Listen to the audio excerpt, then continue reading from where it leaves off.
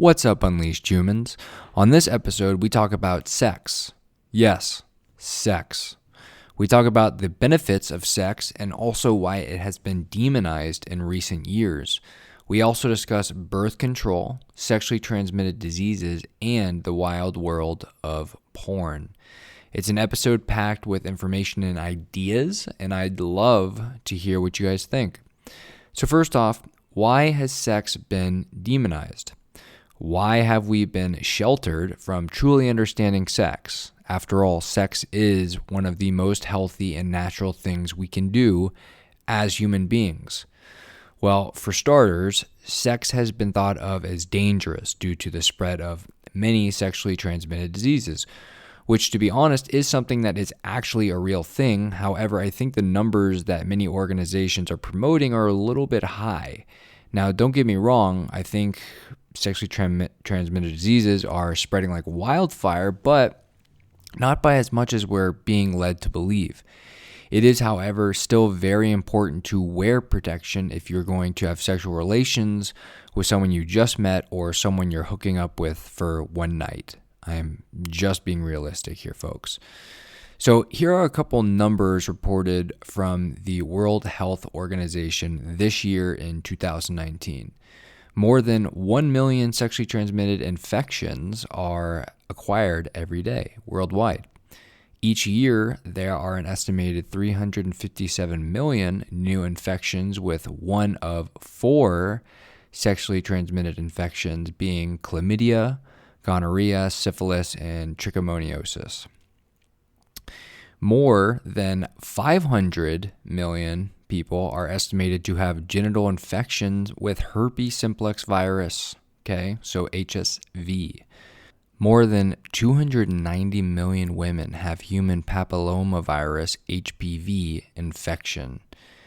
The majority of sexually transmitted infections have no symptoms or only mild symptoms that may not be recognized as a sexually transmitted infection. Sexual transmitted infections such as HSV type 2 and syphilis can increase the risk of HIV acquisition, and 988,000 pregnant women were infected with syphilis in 2016, resulting in over 200,000 stillbirths and newborn deaths. In some cases, these sexually transmitted infections had serious reproductive health consequences beyond the immediate impact of the infection itself. Things like infertility or mother-to-child transmission, and drug resistance, especially for gonorrhea, is a major threat to reducing the impact of sexually transmitted infections worldwide. Now, the second reason why sex is demonized is due to the unplanned pregnancy crisis that we've been dealing with for the past decade, and teenage mothers having to carry the burden of taking care of children at such a young age. And I'm going to be completely blunt about this. This is a problem chalked up to 2 major reasons. Poor parenting of these teenagers and poor sex education in schools. Here's the rub, okay? Sex education does not need to be awkward. It is literally how humans are able to repopulate and keep our species alive. All other animals on the planet do the exact same thing, so why does sex have to be a weird topic to talk about? People forget that we used to walk around naked with our tribeswomen and tribesmen. It was totally natural to see each other naked, but now, as we have become more modernized, a civilized way of living, we started wearing clothing, which has created more closed-off cultures and civilizations. Now, if you're still thinking, TJ, you're crazy, we couldn't revert back to wearing no clothes, or it would be totally out of line to live nude together. Yes, I agree. I'm not trying to get anyone to strip naked and live that way, because yes, it would be very inappropriate and weird, but it's only weird because we've been living this way for such a long time with clothing. Now, think about this. Does any other animal in nature wear clothing that it made itself or hide its private parts from their opposite or same sex? No. We humans are the only animals on Earth that cover our private parts and entire body. Now, I will say the early Neanderthals would wear animal fur during extreme winters or cold bouts of weather, but would actually wear less to no clothing during the summer times. It seems also as if clothing for these tribes were really just for survival purposes in the early years of our ancestors. And eventually clothing turned into a fashion or a status-driven entity. But tribes that were closer to the equator typically required no clothing, as these parts of the world would stay warm almost year-round. Now, I'm sure you've seen shows on Discovery Channel showing indigenous tribes who still walk amongst the land nude, and it is a great example of our past in present time. Now, this entire digression that I just went on was to explain how our society has become so reserved when it comes to human sexuality.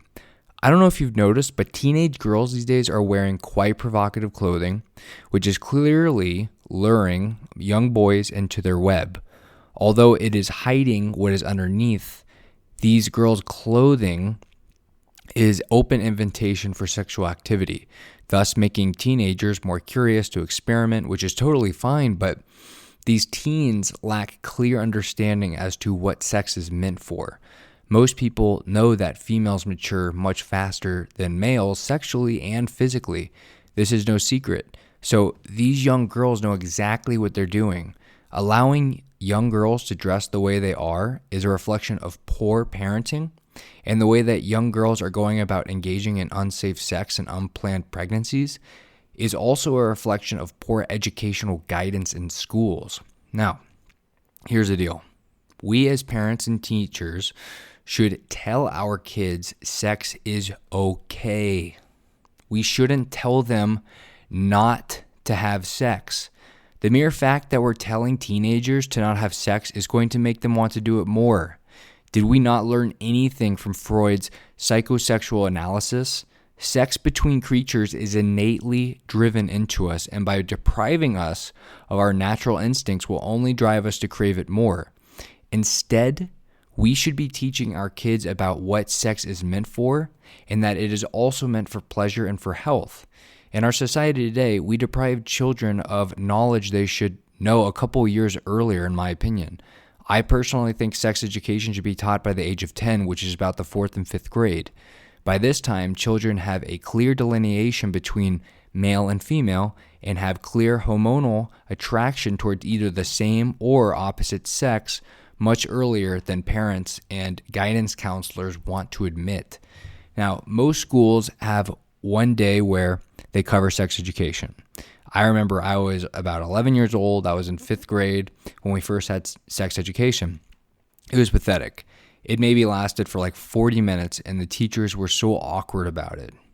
Poor sex education is why we have so many unplanned pregnancies and the apparent rampage of sexual transmitted disease.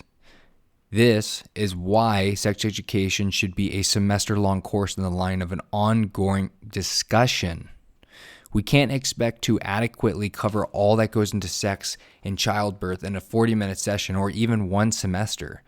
We think we are protecting our children by hiding them from reality, but we're actually sabotaging them, just like when they find out Santa Claus isn't real. I mean, who even thought about that anyways? It crushes your dreams when you find out Santa Claus isn't real. Unreal. So just a few data points and numbers for you to get your head around. Pregnancy and birth are significant contributors to high school dropout rates among girls. Only about 50% of teen mothers receive a high school diploma by age 22 years of age, whereas approximately 90% of women who do not give birth during adolescence graduate from high school.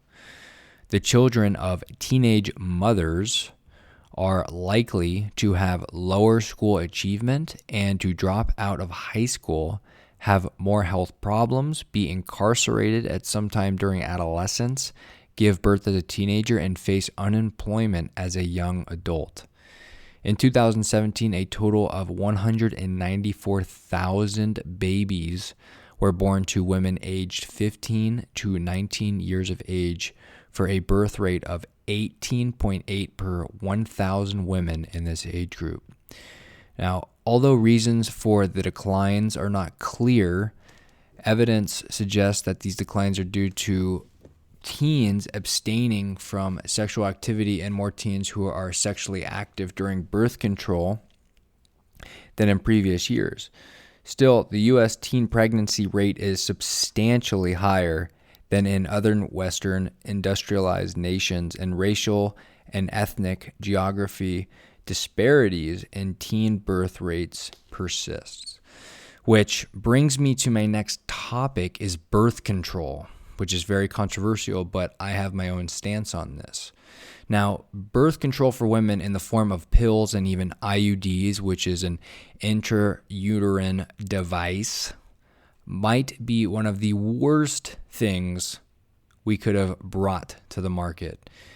What is so wrong with using a condom or pulling out at the last second? Now, I don't mean to be blunt, but realistically, it's not that hard to abstain from becoming pregnant or to be smart during sex. It really is not harder than most people make it seem. Birth control is so harmful for a female, yet women flock by the millions to get birth control.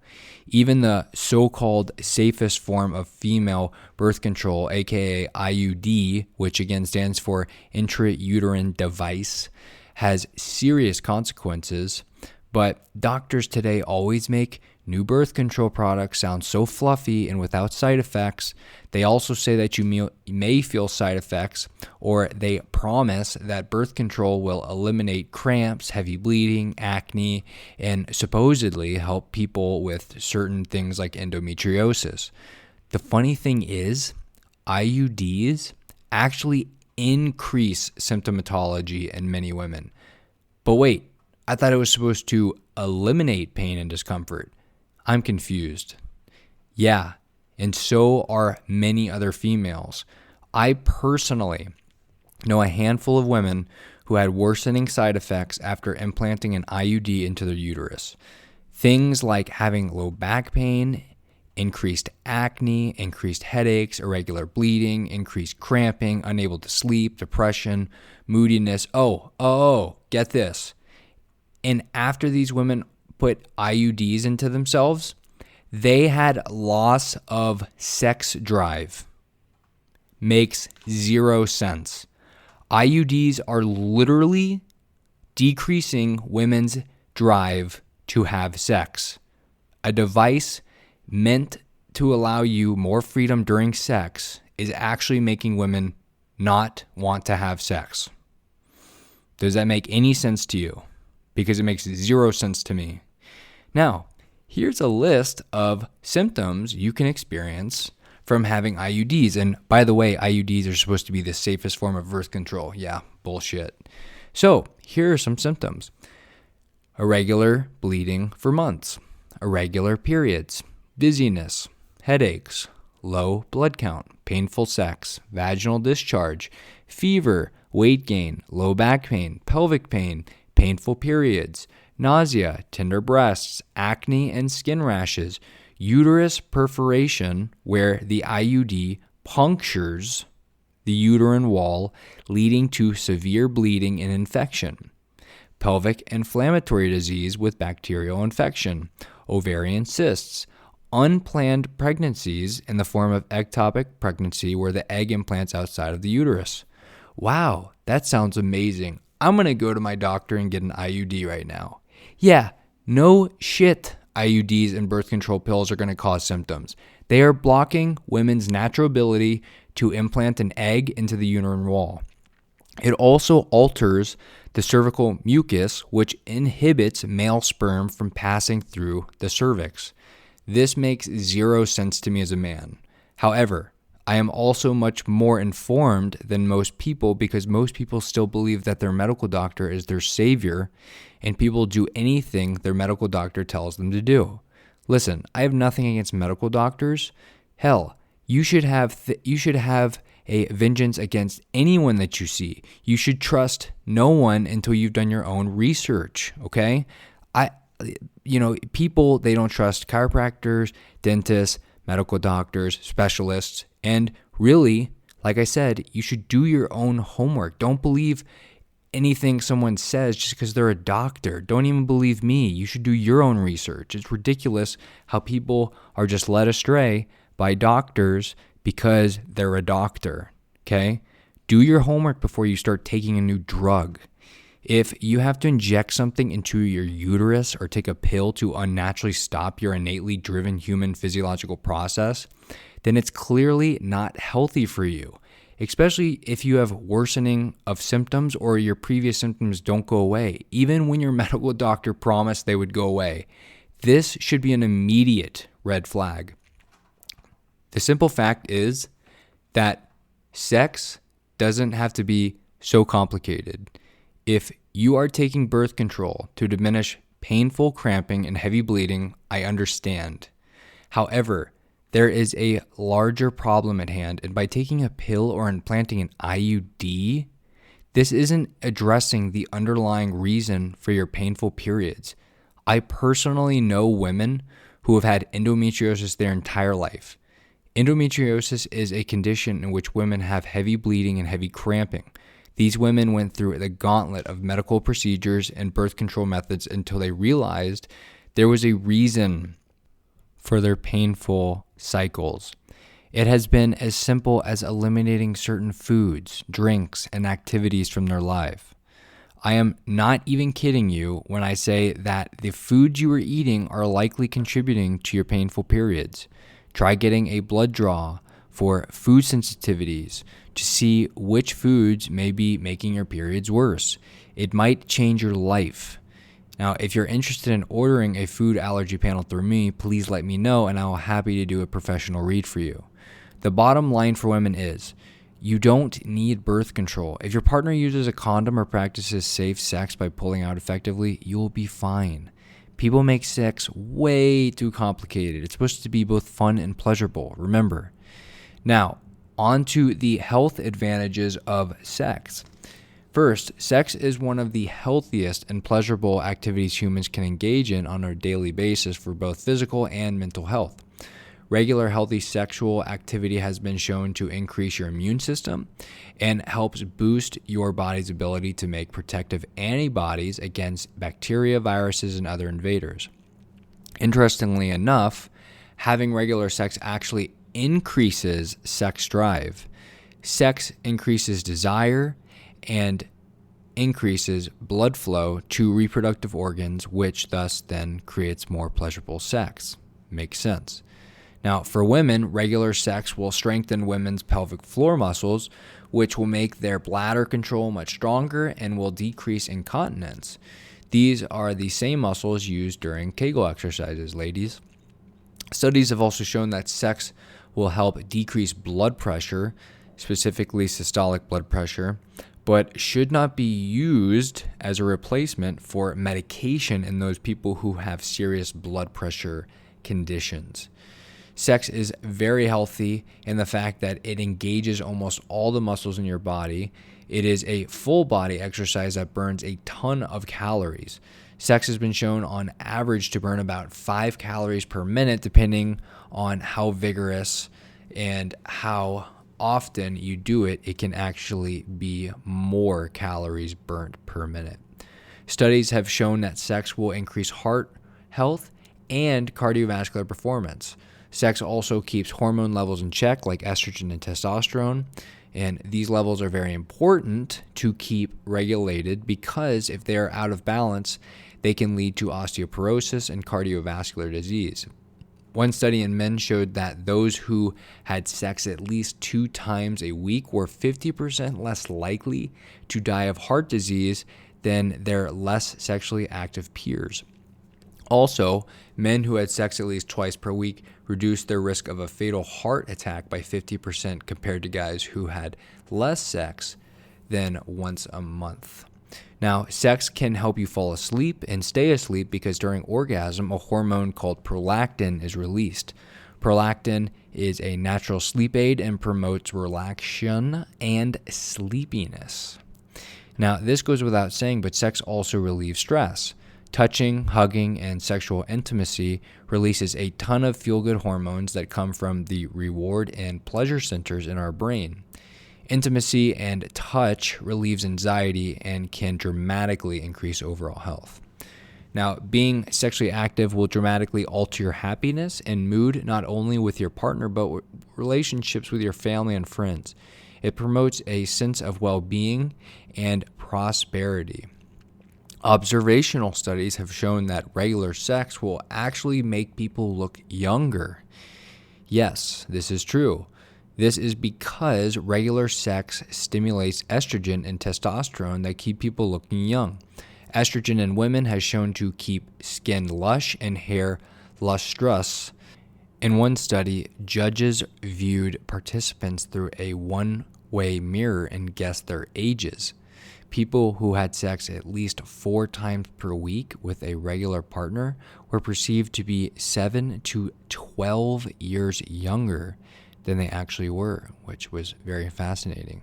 Recent studies of the brain during sex might suggest that it leads to a better brain performance, as it uses the analytical part of your brain, and animal studies suggest that sex enhances the areas of the brain involved in memory. Now, lastly, frequent sex can actually allow men to create more viable sperm in order to make pregnancy easier for women. A study performed at a fertility center found that men who had daily ejaculations for a week had a higher quality sperm than those who did not ejaculate daily. Men in the daily ejaculation group had sperm with DNA that was less fragmented than the DNA from sperm of men who ejaculated less frequently. Less fragmented DNA implies healthier DNA, and hardy sperm that have healthy DNA are more likely to fertilize an egg.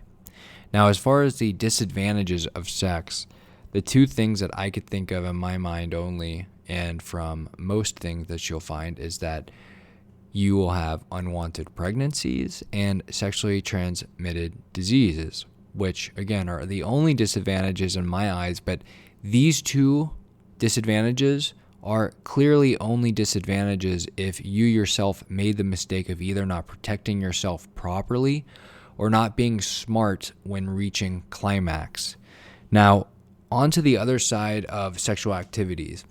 Masturbation can be a healthy practice if you yourself visualize your own sexual fantasy as opposed to chronically watching porn.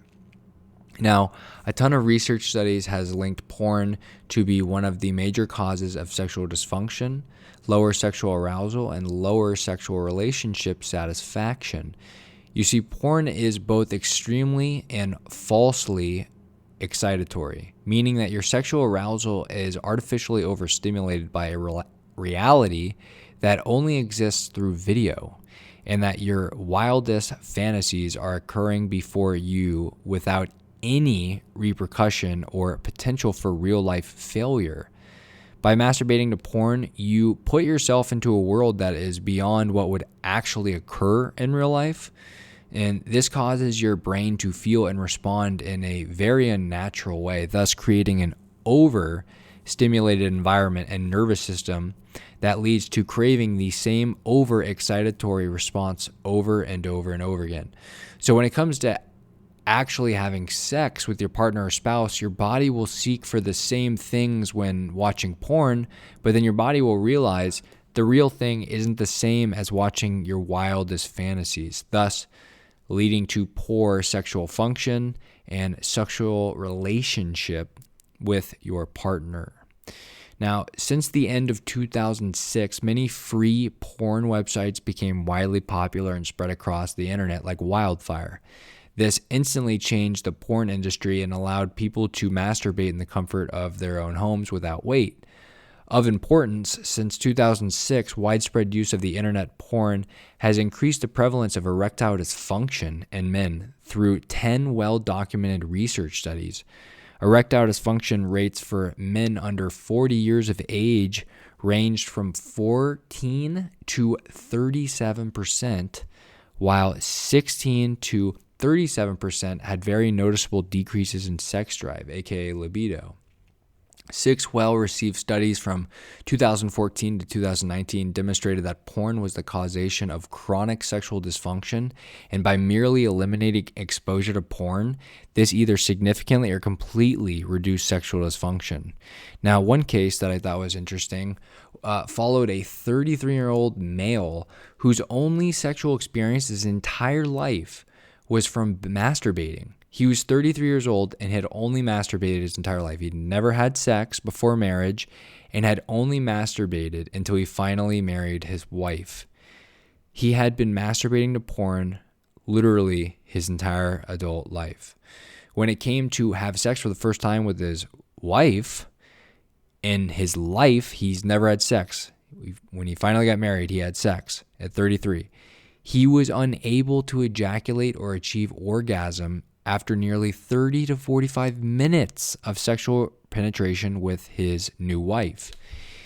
He was given a host of drugs and visualization drills to reduce sexual anxiety and performance, but none of those actually worked.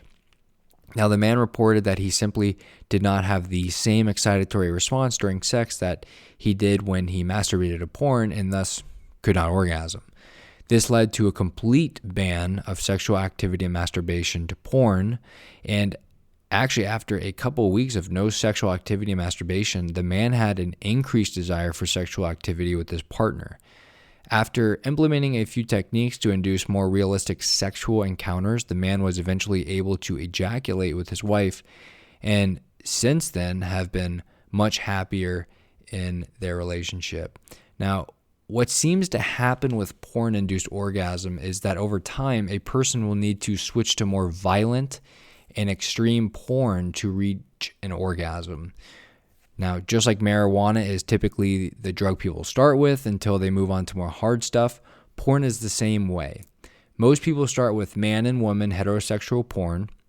When that doesn't meet their fancy after a while, then they switch to interracial or different races to experiment. Then they switch to lesbian or gay porno. Then they start to enter the fetish realm where it can get violent, like bondage and barely legal stuff.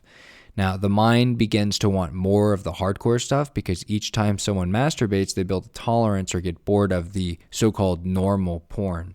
Their brains don't get excited, so they move on to the porn that is only real in the virtual world through their laptop or computer. They feel safe because they aren't physically there, but they can watch as a spectator. As this addiction spirals out of control, their brains expect an overexcitement of the false reality they have created, and when they try to have sex in real life, their brains are completely bored of the idea of normal sex because it wants violent and extreme sex that it constantly sees in the virtual world. And this is how it happens. It doesn't happen overnight. Rather, this addiction to porn and violent wantingness of sexual fantasies takes years of habit and repetition that creates porn addictions and violent actions, okay? So there's many case studies showing people being addicted to porn, being into violent stuff, and basically in turn suffer at the hands of sexual dysfunction, and they lead a road where they cannot get off with their partner. And then their partner becomes depressed, and then it leads to many other issues in the relationship. So just know that if you have issues with this, it can be resolved. You just need to either see someone or just stop it totally together. Now, as a review, sex is a very healthy and very necessary part of our lives. Sex is an activity we should use for pleasure, health, and reproduction. We need better sex education in our schools at an earlier age, and as parents and mentors, we must be willing to teach the youth of today to truly understand what sex is and what it's meant for. Courses and classes on sex education should be extended longer and much more in depth instead of just a one-and-done class. In response to better sex education, children will likely have better intimacy with themselves and other partners in the future. This way, they won't have to resort to violent porn or alienation, leading to porn addiction and self-loathing. And with that, that's all I have to say about sex. I'm sure there is much, much more we could have covered, but we might be here all day long. Now, I hope you guys got something out of this, as I know I did. Every time I do research for these shows, I always learn some new stuff. So hopefully you learned something. Maybe you're not too mad at me. Who knows? Let me know what you think. And if you have any questions, always feel free to reach out. So that is it from me on this episode. If you enjoyed today's show, I would be so appreciative if you left a review and a rating and even share with your friends and family. I put a ton of time into making these episodes, and it would mean a ton to me if you gave me some feedback. If you want to reach out to me personally, I would love to help wherever I can. Message me on Instagram at @TheUnleashedHuman. I will personally help you out with anything you have going on, whether that's losing weight, better sleep, better headspace, getting stronger in the gym, cleaning up your diet, or even just say hello. I'm always here to help out. And lastly, if you haven't already, you can literally right now go get my free book. It's seriously completely free. No shipping, no waiting. It's emailed directly to you. All you have to do is go to www.theunleashedhuman.com/unleashed to get your free copy of the Unleashed Human book. Until then, take care of yourself and always strive to become an unleashed human. Talk soon, guys. Bye.